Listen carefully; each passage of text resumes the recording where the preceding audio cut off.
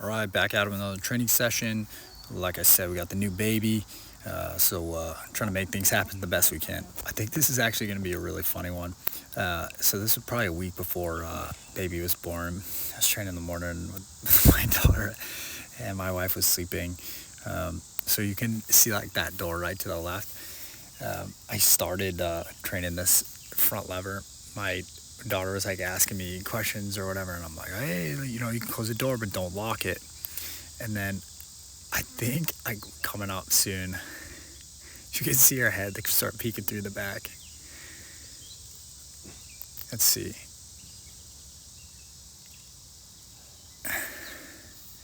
So we're training pretty good. I think I heard the door click right there. And I was like, oh my God, she just locked me in. So she can barely reach the top of the doorknob. And it was such a crazy feeling because, so I had my phone obviously, so I was recording, which was fine. So I could have called my wife the whole time, but she was like 40 weeks pregnant and some change at this point. I'm like, I'm not waking her. I don't want to do that. So she's sitting there staring at me at the window. And it was such a good, honestly, like learning and leadership and parenting experience for me, because I couldn't just sit there and yell at her.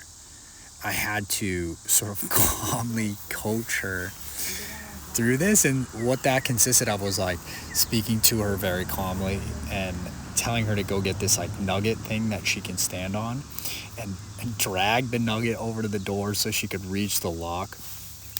But all that's to say that it was a really interesting sort of lesson for me. And I think also coming from the military, this idea that you can yell at people and scream at them and get them to do what you want. And that's one of the worst leadership misconceptions I think that exists there, especially in the military. Okay, so right here, see me sprint up on. I was like, oh man, the garage is probably open because we have another door to the garage. And sure enough, I go out there, door's locked. I'm like, oh God, all right, I gotta figure this out. So I run back down. And yeah, to get back to the lesson, really, it was so important for me because I'm like, hey, to get out of this situation safely, right? My daughter's young, she could hurt herself anywhere in the basement or whatever. So I had to be as calm as possible and just have patience to sort of work with this little person to open this door and not wake my pregnant wife up and stay buried.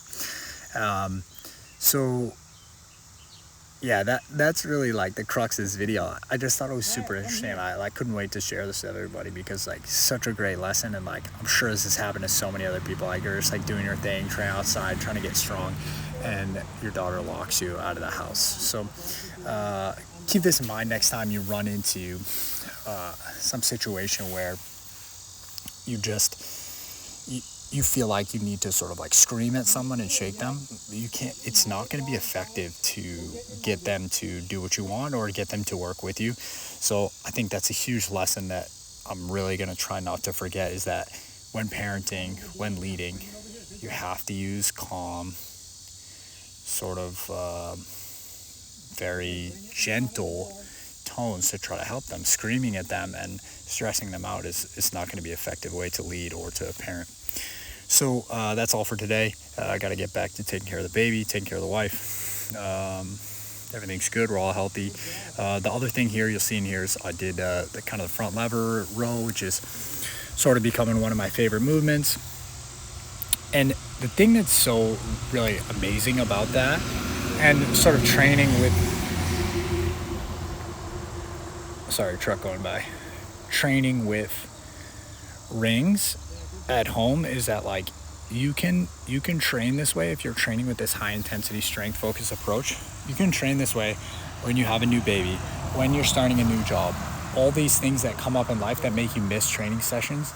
You don't have to get in the car, drive to the gym, warm up, do all this stuff. Like that stuff is great. I love doing that stuff, but it's just not in the cards for me anymore. If I depended on that, I would miss 90% of the training sessions I have now. So consider this if you think you like, yeah, are you going to be a bodybuilder with this type of training? Yeah, probably not, but you'll get 90, maybe 75, 80% of the way there. And I think most people, that's really what they want. They don't want to be giant bodybuilders and, using drugs and PEDs and stuff like that. They just want to look good with their shirt off, be functional, be able to run around with their kids, chase them around, crush it at the playground, like be the fit dad at the playground. So just consider this, because if you work hard for these 5-10 minutes, 3 days a week, like really push yourself, you can keep this up as a sustainable fitness and exercise habit for a long period of time. And that's really what's going to get you the results that you want if you're consistent. So yeah, that's it for today. And then also you can see here, I switched from this planche push-up, which I have sort of a hard time. I don't know, I just can't connect with my chest and my shoulders. I think it's because I'm like got these giant scaps that are really hard to work with. But the bottom line is I basically am switching to this like heavy ring dip essentially, and man, I really liked it. And I was also super sore in my chest for past couple of days, which is great. So if you're having trouble with that planche push-up and sort of connecting, try like loading up that dip as much as you can and working through that same range of motion, like failing at every thing in the range of motion. I use this small kind of cooler to use my feet and stuff, man. It felt really good. And I just did some supports at the end with the ring dip with like loaded up. I think the vest is like 35 or 40 pounds and then 50-pound dumbbell. So almost, 90 pounds or so. And man, it felt good. I really liked it. And I'm going to keep trying to do that. So, yeah, check back in soon, guys. I'll try to post as much as I can. Thanks for following along. Good luck on your journey. Contact me with any questions. Hoo-yah, Deep Sea.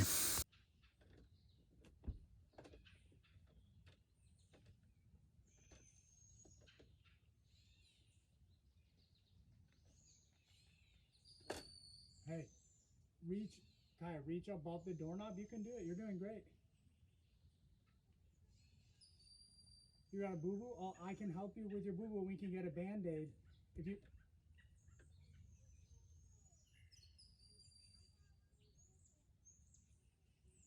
you got two boo-boos. Can you try to unlock the door and then I can get you a Band-Aid for your boo-boo? Yeah, that's fine. It's not the doorknob, Kai. It's the thing above the doorknob. You don't have to jump, I don't think. Just reach with your hand. No, you don't.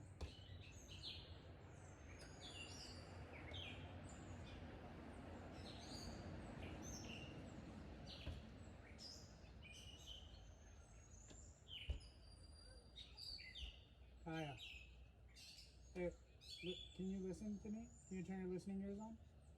Thank you. You're doing a great job. You're an awesome helper. Kaya, do not go upstairs. Do not go upstairs. Do not go upstairs.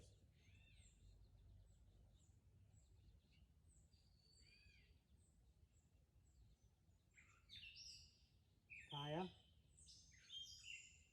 I want to come play with you. Can you please come open and unlock this door?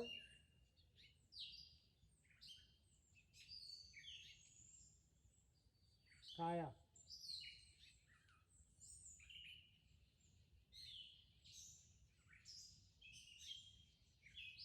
Good job. Reach up above the doorknob and try to turn it.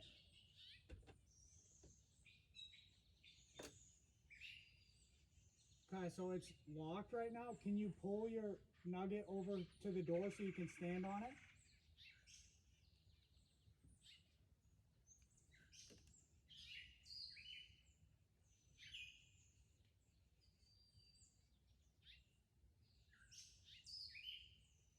Good job, Mama.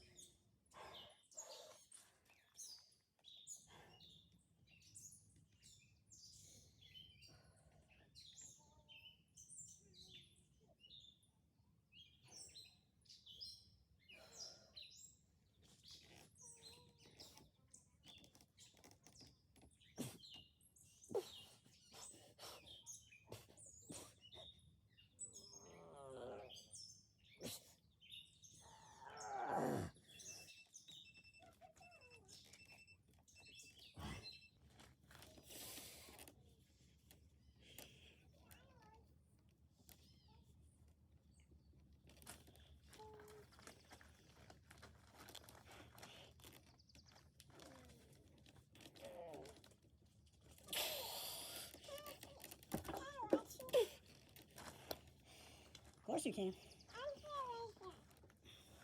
want to stand right there? Yeah. All right. Oh, watch your feet a little bit.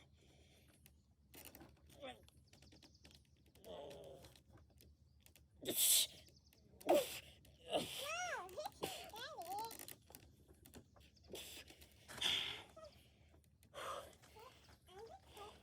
can't get it.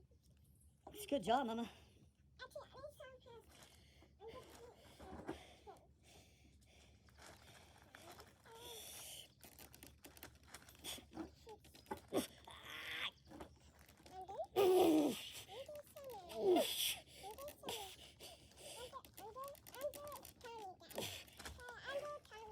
You gonna do one? Whoa! Good job. What? Just remember, you just need a tiny amount of that, right? Nope, you only need once. Oh, you're taking a bath? I'm washing my hair. I'm washing my hair. I'm not so doing my hair. Okay, I'm coming back over. Hi. I'm coming back over.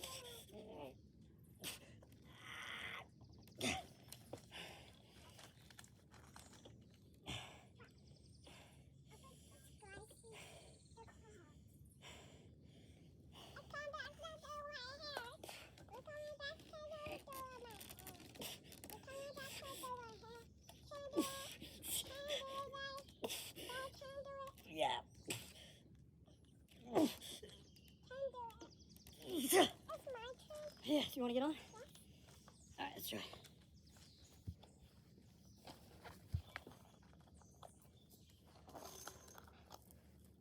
You put this stuff in it. Dad, can I put this stuff in it? Yeah. I want high hole. I'm so high hole. You want to go, how do you want to do it?